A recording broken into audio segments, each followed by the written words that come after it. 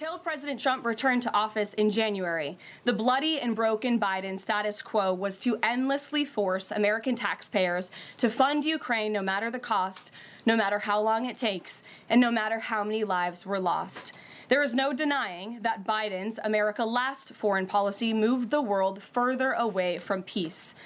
President Trump rejected that failed approach and instead, over the last 7 months, has relentlessly pursued peace throughout his second term. And thanks to President Trump's efforts, we finally have movement after years of deadly gridlock. On Friday, as you all know, many of you were there, President Trump hosted Russian President Vladimir Putin in Anchorage, Alaska, for a bilateral meeting. This was the first time President Putin has been to the United States since 2015, and the first time he has met with an American president in years. President Putin publicly confirmed what President Trump has said all along. The war between Russia and Ukraine never would have started in the first place if President Trump were in office. This was always obvious to any person with a shred of common sense.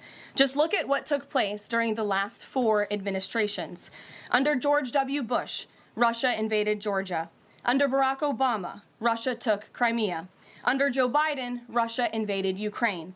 But under President Trump, Russia did not invade nor take anything.